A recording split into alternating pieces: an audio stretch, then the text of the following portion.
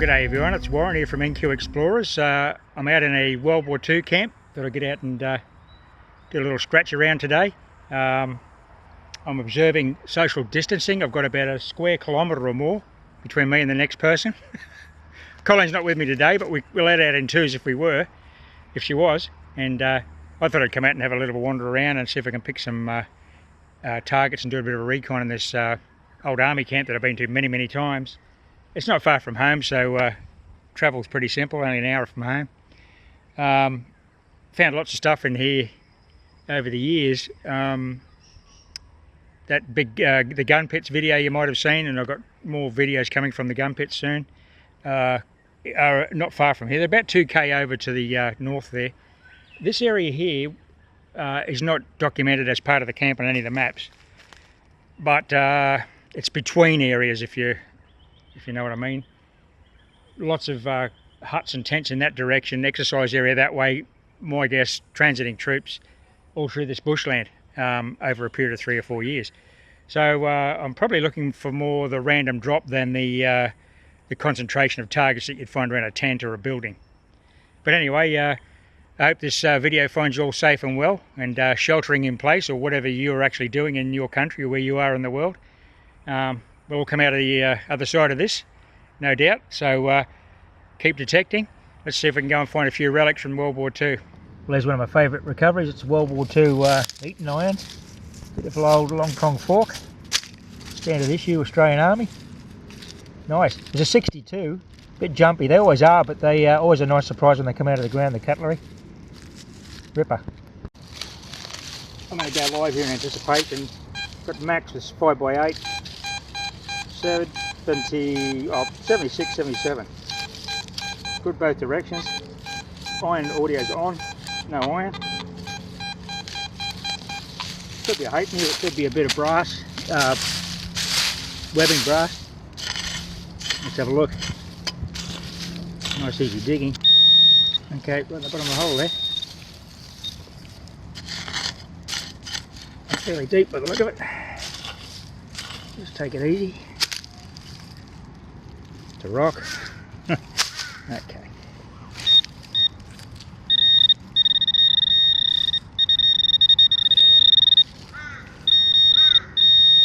Okay, I've moved it, whatever it was. Oh, and it is a coin. It's a halfpenny. Fancy that, I was right for once. You can see I've disturbed it and it's now on edge.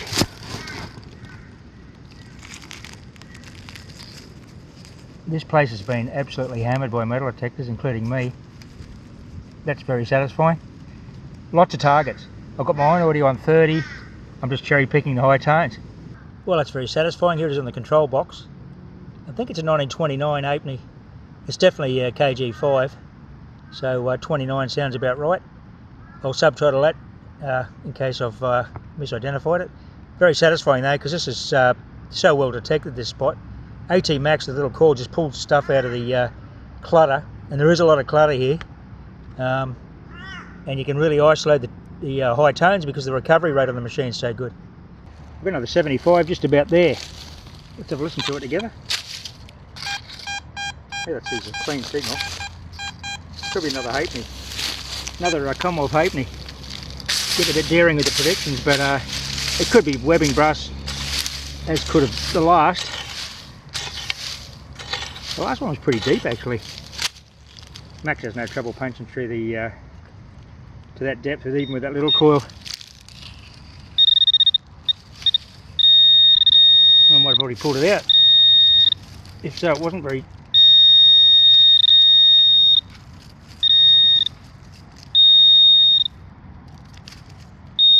Okay, that's the target. It's just a bit of cut scrap brass, typical of the kind of stuff you find in the World War II camps. Sometimes it's trench art, sometimes it's repair work that's been going on. No, that's it. That's the target.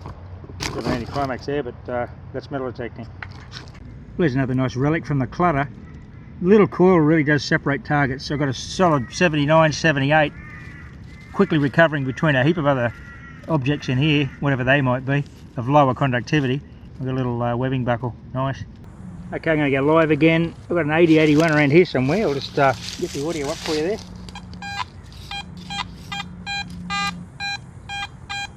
There.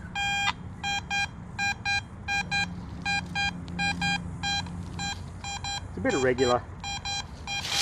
Tends to be here, I think. Let's see if it's pro pointer depth. There's a bit of other targets around it, so let's see what we get. Just nice and steady here. And scrape back this soil, which is nice and dry and sandy. Okay, let's just check that that's the 80. Yep, that's it there. Okay, so we're going here.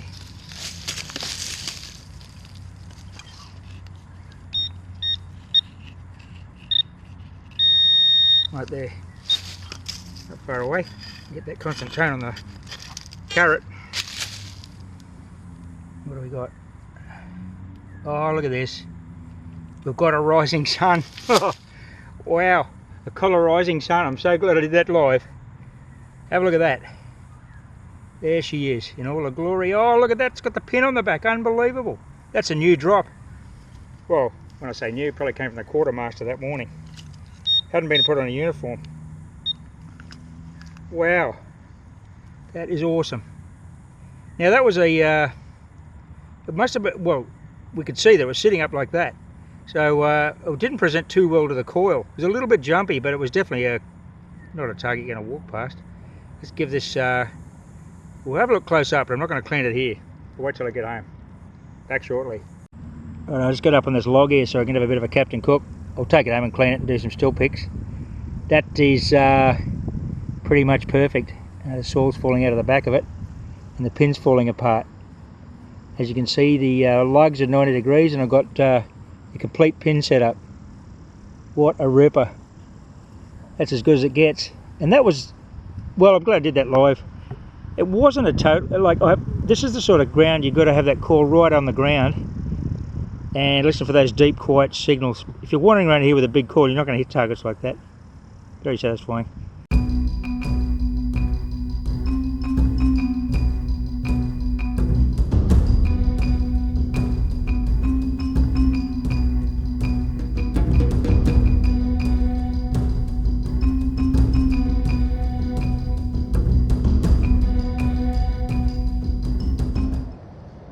I've been back to the car and I'm back on the max now with the standard 11.5 inch core to move into areas that only have a light scattering of targets, but I can cover more ground. If we get the concentrated targets, I'll go back onto the smaller cores. But this is one of the deepest digs I've done today. 76, clean and nice and compact from the surface, and I've got a halfpenny at a good depth here. It's about 8 inches down, and she has been there a long time. Buried that deep. Wow. I was surprised. I kept scratching off soil and taking away the leaf litter layer after layer of soil gently, and most of the targets in this side are a lot shallower than that. But anyway, let's get a date off this old halfpenny. Well, there it is there. It's an absolutely glorious Commonwealth halfpenny. The patina is something to behold, and that was buried deep down here. That's, I don't know what the year is, I can't see it there. I think it's 1930 something?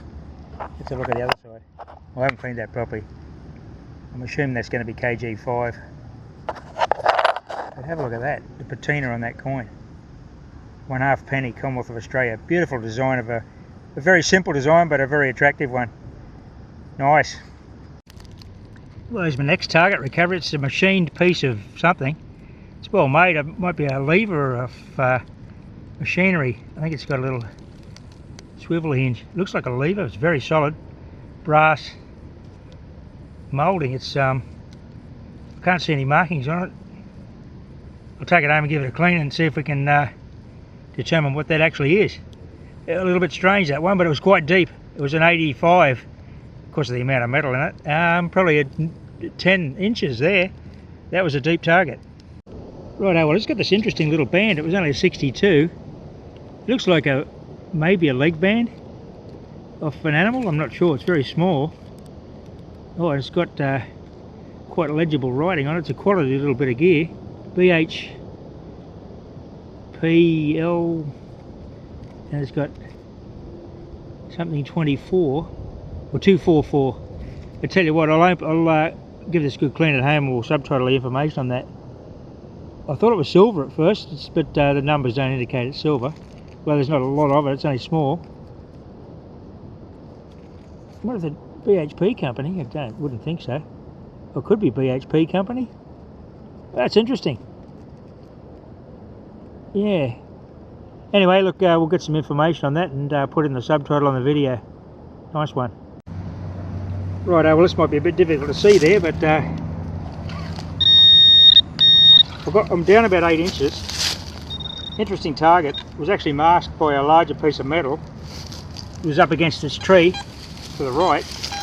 I've got the... It's not real good, it's a bit jumpy.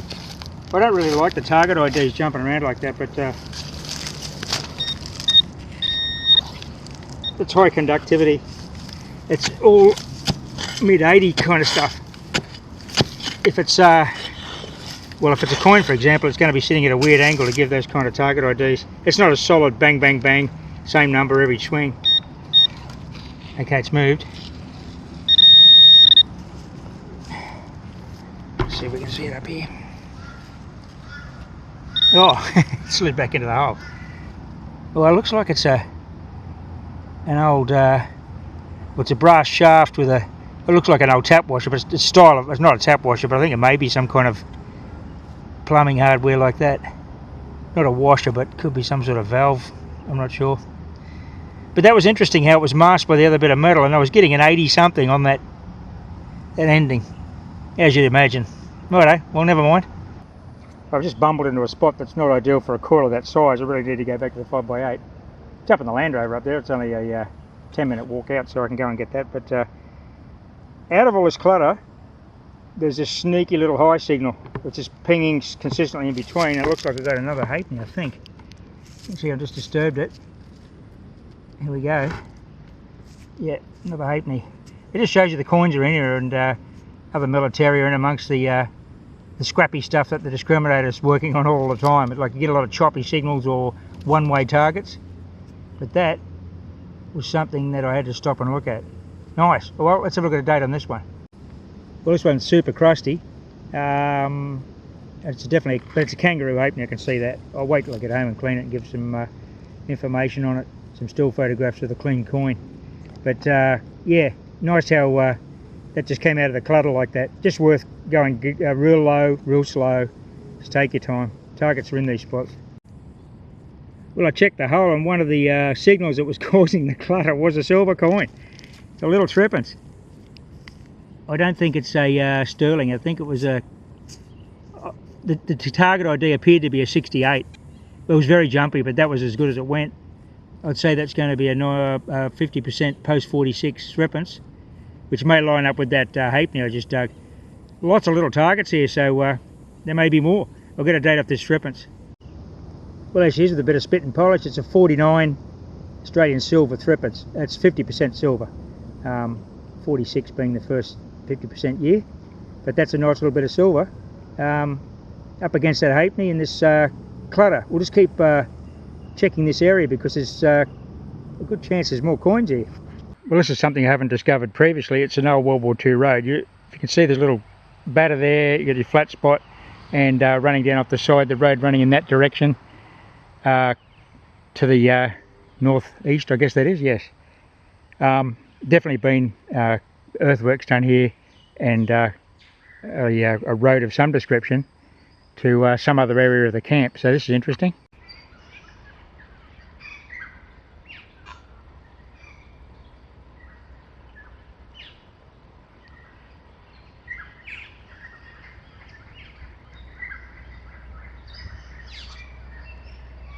Here's my next recovery. It's a fairly rotted 303 hull. We'll definitely obviously have a head stamp. Yeah, she's fired. Oh, still some cordite in there. I'd say that's probably was complete when it was dropped during the war, and maybe the bushfires have got it subsequently. I don't know. The projectile is not here, but I'll recheck the hull and see if it is. Well, I've got what may be an interesting target here. It's scratchy, but jumps into the 60s and low 70s. But have a look at this. It's just a beautiful day to be out detecting. There's actually a plague of butterflies in here, if that's a thing. There's butterflies everywhere.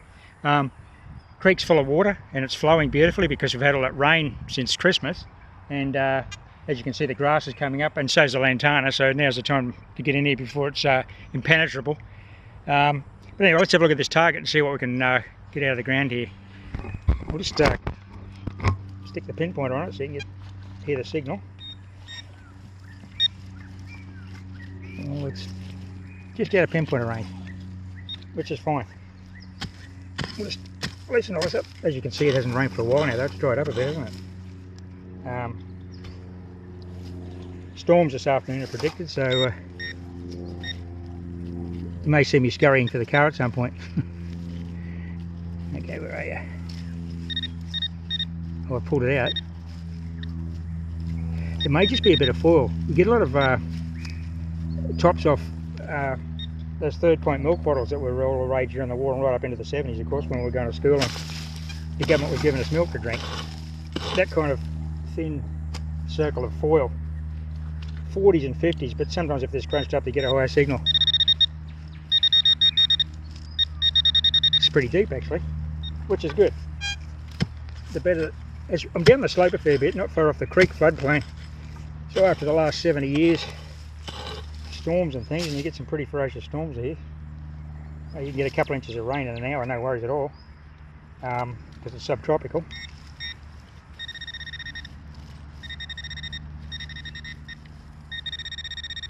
Okay, still going. Another tedious live dig.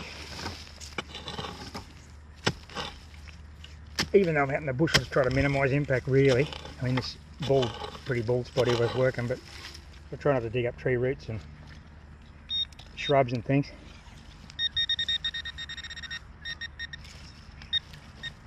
I've got to check this with the detector again. I don't know what's going on here. It may be a very small target that has eluded me. I just retuned that pinpoint then as you saw, in case it was the ground, but let's see where the target is. Okay, target's out.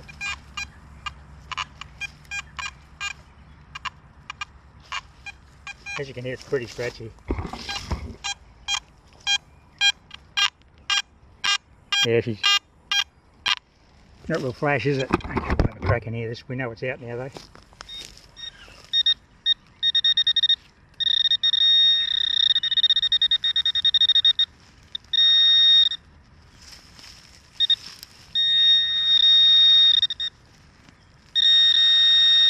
Okay.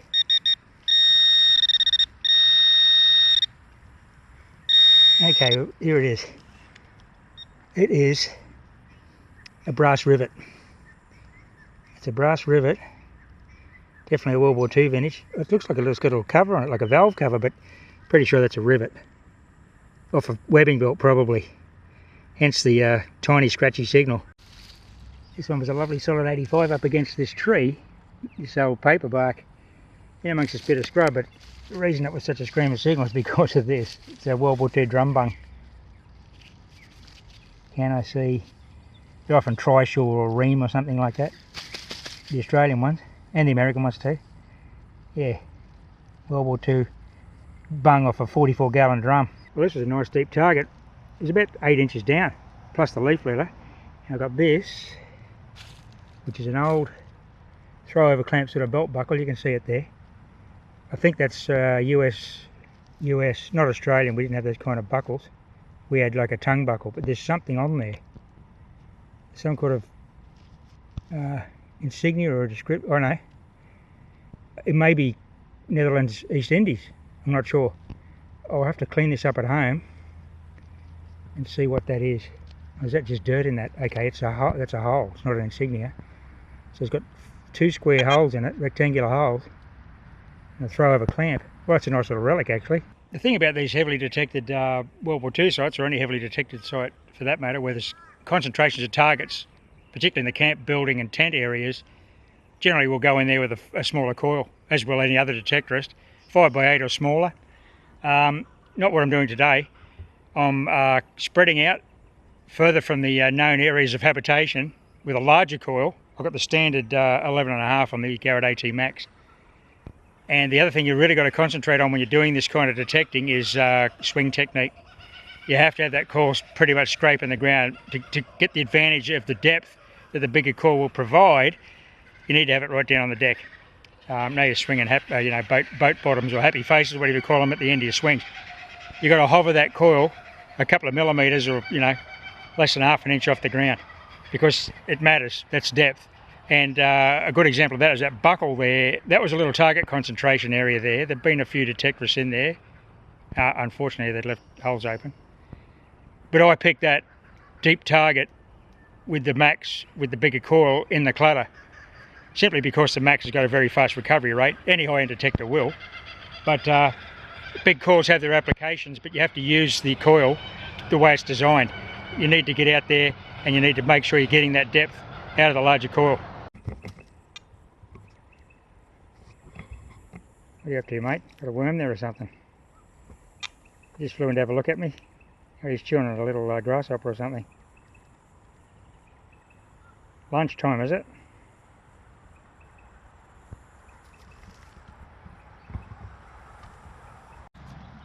Well, this is a really interesting find. I'm nowhere near any tent lines or buildings.